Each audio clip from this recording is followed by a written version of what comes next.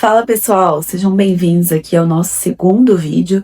Então, no primeiro vídeo eu falei sobre a psicologia baseada em evidências, expliquei um pouco sobre o que é a psicologia baseada em evidências, por que trabalhar com ela e também alguns mitos e algumas verdades sobre a PBE, para que quando vocês escutarem, caso vocês escutem alguns desses mitos sendo difundidos por aí, divulgados, vocês tenham argumentos para contra-argumentar.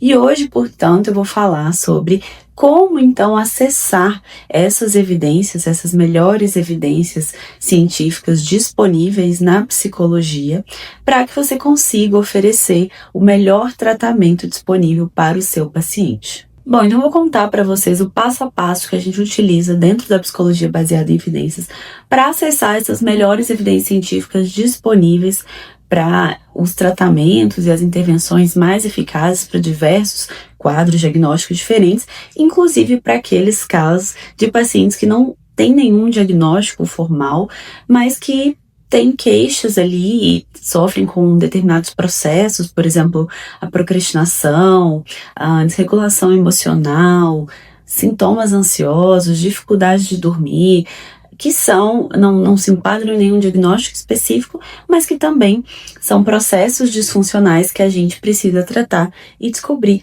quais são as melhores formas de tratá-los. Então eu tô colocando aqui na tela para vocês essa pirâmide, que é chamada de pirâmide de Reis. Não confunda com a pirâmide de evidências, é diferente, tá? Essa pirâmide, ela mostra pra gente, a pirâmide de Reis, qual é o passo a passo ali que a gente vai seguir para acessar essas evidências. A pirâmide de melhores evidências, inclusive, ela é um pouco problemática, ela tem alguns problemas que depois a gente pode discutir, mas na hora de você acessar as evidências científicas no campo da psicologia, você vai seguir essa ordem que está sendo mostrada aí na pirâmide de Reis. Aqui no topo da pirâmide, então, está a inteligência artificial. Eu quero dizer para vocês que, embora a inteligência artificial seja uma ferramenta facilitadora, e a gente vai poder utilizá-la para nos ajudar a acessar algumas evidências, a ler alguns artigos, a encontrar alguns periódicos, alguns documentos. A gente não pode simplesmente jogar ali no ChatGPT, perguntar para ele qual que é a melhor evidência para tratar a depressão, o melhor tratamento para ansiedade, pedir para ele, né, nos dar esse tratamento pronto para alguma condição clínica e aceitar ali de bom grado essa resposta dele, tá?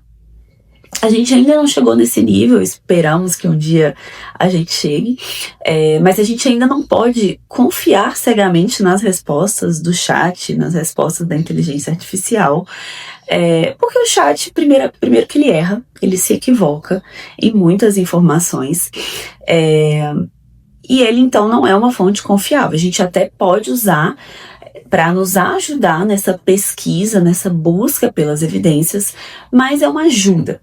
É uma assistência, tá?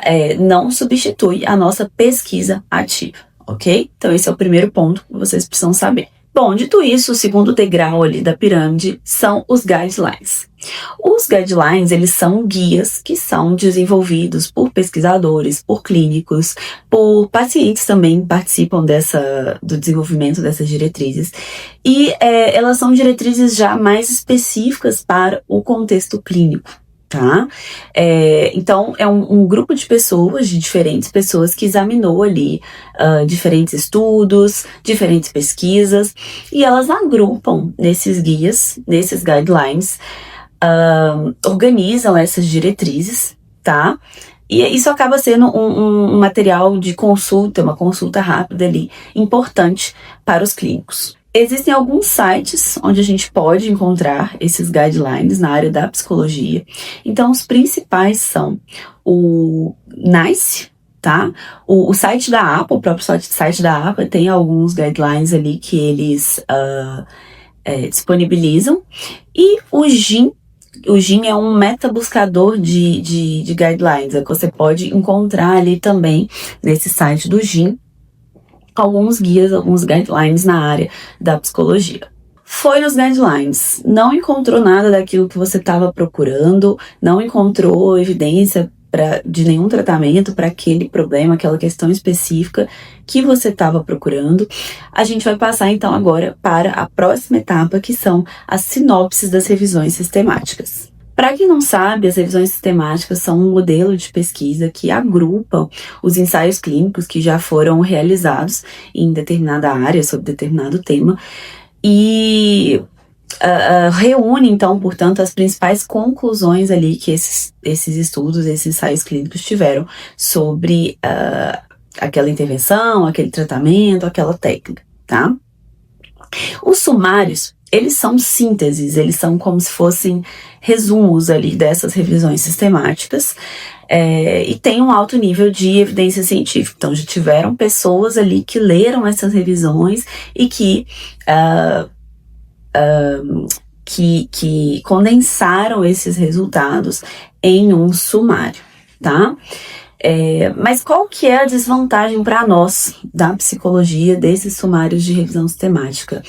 Existem poucos sumários na área da psicologia, em comparação à medicina, por exemplo, e em geral eles custam caro, tá?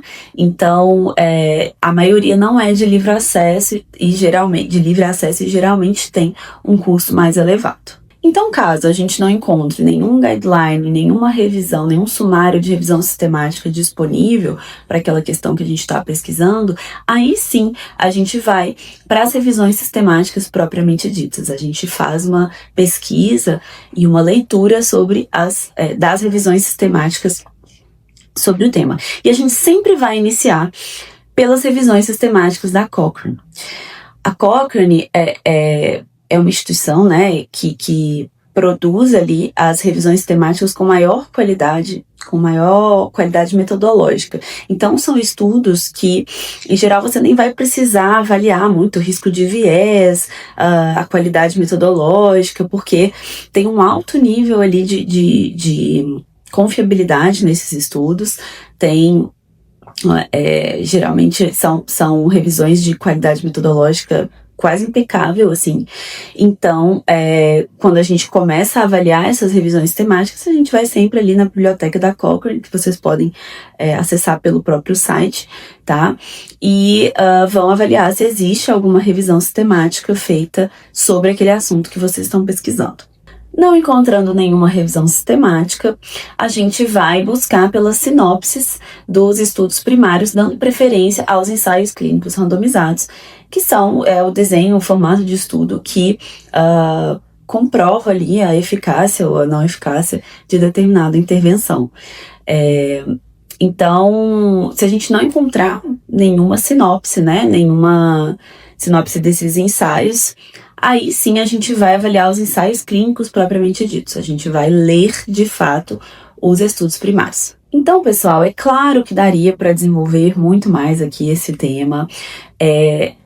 Aqui eu dei um passo a passo, mas para a gente ficar bom nisso mesmo, é com o tempo, é com a prática, a gente vai aprendendo e desenvolvendo habilidades ali de pesquisador também, entendendo como fazer melhores buscas, onde buscar os melhores estudos, a utilizar também a inteligência artificial como um suporte. Então você pode eventualmente pedir ali, né, para a inteligência artificial te apontar alguns estudos com boa qualidade metodológica, com menor risco de viés sobre determinado tema, tomando cuidado, sempre conferindo, porque infelizmente a inteligência artificial ainda erra bastante, ela ainda é imperfeita, tá?